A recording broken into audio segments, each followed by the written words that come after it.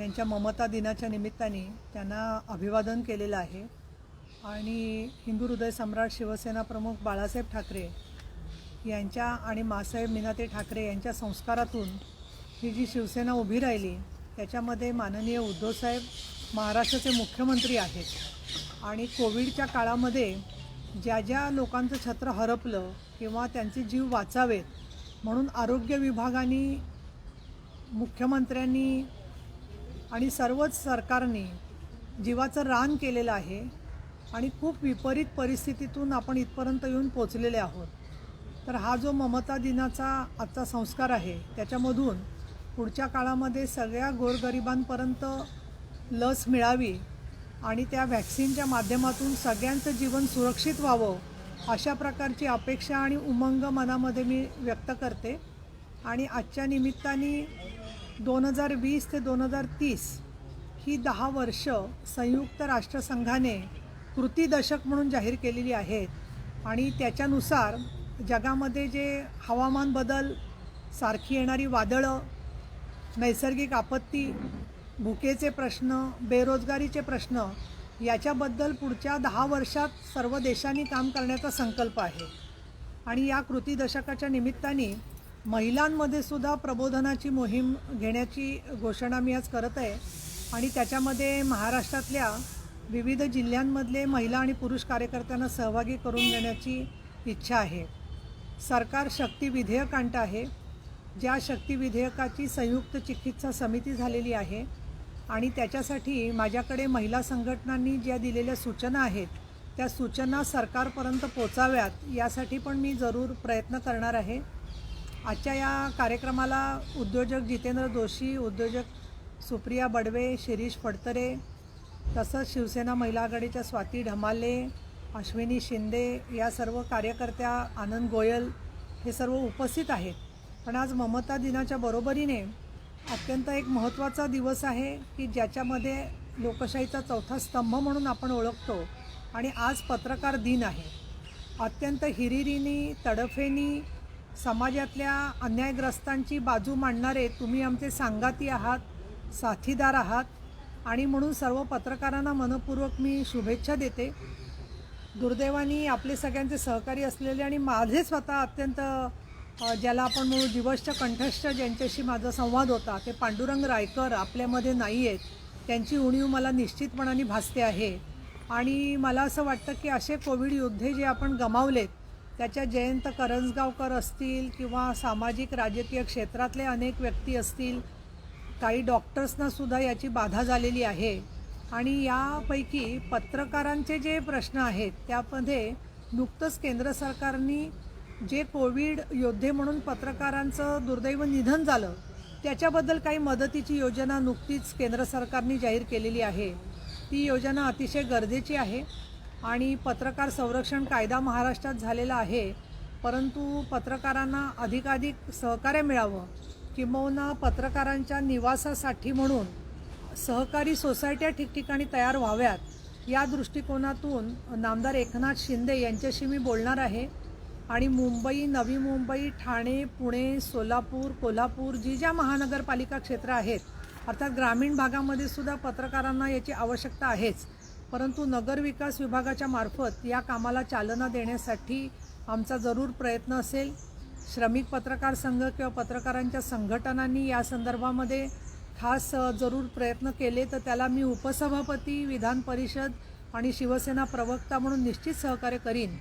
आणि कोरोना काळात सर्वच पत्रकारांनी भरपूर विपरीत परिस्थितीत काम केलेलं आहे, परंतु महिला पत्रकारांशी जेव्हा मी बोलले त्यावेळेला त्यांना ज्या काही समस्या भेडसावणाऱ्या आहेत, विशेषतः छोट्या बाळांना बाजूला ठेवून 6-6 महिने काम करावं लागलं, स्वच्छतागृहांचं सॅनिटेशन नसल्यामुळे त्यांची बरीचशी कुचंबणा झाली, तर असे सगळ्याच विपरीत परिस्थितीत आपण जे सर्व पत्रकारांनी काम केलं त्याबद्दल मी खास त्यांची प्रशंसा करते।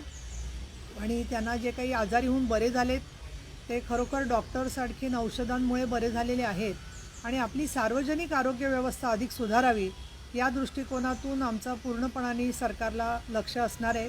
पुण्याच्या पर्यावरणाच्या प्रश्नांमध्ये आदित्य ठाकरे यांनी लक्ष घातलेलं आहे आणि त्याही मुद्द्यांवरती आम्ही मध्यंतरी गेल्याच आठवड्यात बैठक घेतलेली आहे। परंतु आपल्याला मला काही प्रश्न विचारायचे असतील तर जरूर आपण प्रश्न विचारू शकता. आपलं स्वागत सगळ्यांचं. ताई, खरं तर औरंगाबादच्या नामांतराचा मुद्दा सध्या आता चर्चेला जातोय. औरंगाबादचं नाव संभाजीनगर करा, तर दुसऱ्या बाजूला पुण्याचं नाव जिजापूर करा अशी संभाजी ब्रिगेडची मागणी आहे. खरंच पुण्याचे नाव बदलण्याची गरज आहे का? आणि सातत्यानं भाजप शिवसेनेवरती टीका करते की औरंगाबादचं नाव कधी बदललं जातं? तर मुळामध्ये हा मुद्दा वादाचा किंवा टीकेचा प्रश्नच नाही आहे. आपण ज्याला आपण म्हणतो की नवीन इतिहास घडवणं आणि तो नवीन इतिहास घडवत असताना तो इतिहास काही जो आहे तो जगजाहीर आहे. संभाजीनगरचं नाव करण्याच्या संदर्भामध्ये तो ठराव याच्यापूर्वी शासनाने केलेला आहे. परंतु आता मुख्यमंत्री माननीय उद्धवजी ठाकरे हे शिवसेनेचे प्रमुखही आहेत. परंतु आमचे सगळे घटक पक्ष आणि संभाजीनगरच्या स्थानिक जनतेला विश्वासात घेऊन त्यांच्या मतानुसार योग्य तो निर्णय योग्य त्यावेळी सरकार करेल याच्यात काही शंकाच नाही आहे. परंतु समाजाच्या काही घटकांच्या भावना दुखावून समाजात दुही माजवण्यासाठी काही लोक यामध्ये तेढ वाढवण्याची संधी शोधत आहेत आणि म्हणून कुठेही समाजातला एकोपा भंग पाहू नये या दृष्टिकोनातून त्याचा विचार झाला पाहिजे. पुणे विद्यापीठाला सावित्रीबाई फुल्यांचं नाव दिलं गेलं त्यावेळेला आपल्याला माहिती आहे की पूर्णपणाने पुणेकरांनी एकमताने ते नाव स्वीकारलेलं आहे. पुणे शहराच्या नामांतराच्या संदर्भात मी उपसभापती असल्यामुळे कुठली एक भूमिका घेऊ शकत नाही. महाराष्ट्राच्या विधिमंडळामध्ये आणि पुणे महापालिकेच्या वतीने सर्व पक्षांची जी भूमिका असेल त्याला सहकार्य करण्यासाठी आमचा विचार असेल. जिजाऊ माँसाहेबांबद्दल प्रत्येकाला आदर आहे आणि म्हणून हे नाव मागणी करत असताना केवळ संभाजीनगरचं नाव बदलण्यासाठी जे काही प्रयत्न चाललेत त्याला कलाटणी देण्यासाठी मी तर असं म्हणेन की महाभारतामध्ये अर्जुनाला जसं पक्षाचा डोळा दिसत होता तसं आत्ताच्या घडीला आपण संभाजी महाराजांचं गौरव हा मुख्य आपण आपलं लक्ष केंद्रित करावं आणि बाकीची जी जी स्मारकं आहेत मग ती अफजलखानाचं थडगं असेल किंवा बाकीच्या ठिकाणच्या आपल्या तुळापूरचा विकासाचा विषय असेल या सगळ्या मुद्द्यांच्यावरती काम करण्यासाठी हे जे सरकार आहे आघाडीचं ते कटिबद्ध आहे आणि केंद्र सरकारसुद्धा दुर्गांच्या जतनासाठी काही निधी देतं आहे. ते काम पुढच्या काळात आपल्याला करणं हे आवश्यक आहे. देवेंद्र फडणवीसांनी पण टीका केलेली आहे. शिवसेना आणि ही एकूणच महाविकास आघाडीचं सरकार नाटक कंपनी आहे. मतदारांना खुश करण्यासाठी निराकुशी सुरू आहे अशी शब्दात त्यांनी टीका केली. आणि सेनेच्या मेळाव्यासंदर्भात मुंबईमध्ये विरोधी पक्षनेत्यांचं कामच असतं की सरकारवरती टीका करणं. त्यामुळे विरोधी पक्षांनी जर का टीका केली नाही तर ते आमच्या नाटकाच्या परंतु त्यात राजकीय असे कुठेतरी वेगवेगळ्या प्रकारच्या भूमिका येणं हे त्यांच्या विरोधी नीतीचा भाग आहे. दुसरं मला असं वाटतं की 80 सदस्य ग्रामपंचायतीवरती बिनविरोध निवडून गेले भाजपचे. त्यांचं म्हणणं आहे की शिवसेनेचा जो अहंकार होता कोकणातला तो संपलेला आहे. आता कोकणामध्ये जिलबी फाफडा हा पण आमचाच आहे. मुळामध्ये मला असं वाटतं की आशिष शेलार काही बोलले तरीसुद्धा शिवसेनेचे अधिक आमदार तिथे आहेत, शिवसेनेचे खासदार तिथे आहेत आणि कोकणामध्ये सातत्याने आमचे आमदार पराभूत व्हावेत म्हणून किती त्यांनी कारस्थानं केली याची सर्व दुनियेला जाणीव आहे. त्यामुळे कोकणी माणूस जो आहे तो फार हुशार आहे, चाणाक्ष आहे आणि त्यांच्या 162 ग्रामपंचायती आल्या असतील तर रत्नागिरीमध्ये आमच्या 362 आलेले आहेत आणि त्याच्यामुळे आत्ताच्या घडीला हे बिनविरोधचं वगैरे सगळं म्हणण्यापेक्षा शेवटी ज्यावेळेला आकडा येईल त्याच्यानंतर आपल्याला चित्र स्पष्ट होईल.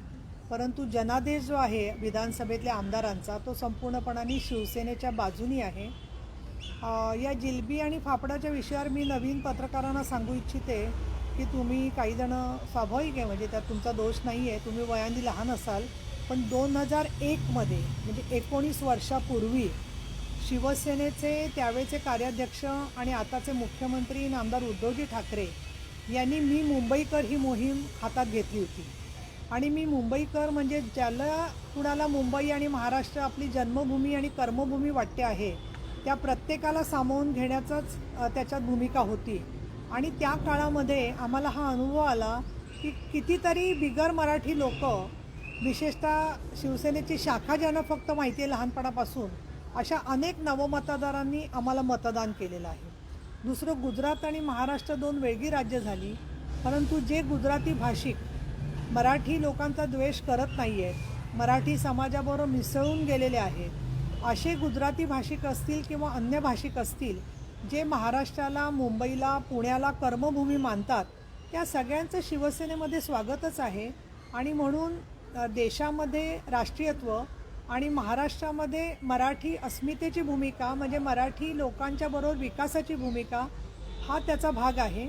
आणि मी अजून एक उल्लेख करू इच्छिते की मराठी भाषा जेव्हा शाळांमध्ये अनिवार्य करण्याचा निर्णय उद्धवसाहेब ठाकरे यांच्या सरकारने घेतला तर कुणीही इतर भाषिकांनी विरोध केलेला नाही आहे. सगळ्या शाळांनी तशी तयारी दाखवलेली आहे. आणि म्हणून मला असं वाटतं की फाफडा आणि जिलबी घेतली म्हटल्यावरती एवढं काय वाईट वाटायचं कारण नाही आहे. एखादी जिलबी आणि फाफडा तुम्हालाही देऊ उरला तर.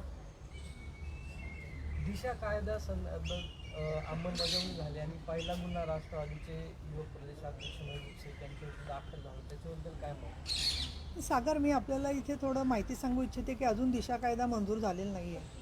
दिशा कायदा जो आहे तो दिशा म्हणजे शक्ती कायदा फक्त आता विधानसभेमध्ये इंट्रोड्यूस झालेला आहे, म्हणजे प्रत्यक्षात आता तो मांडलेला आहे.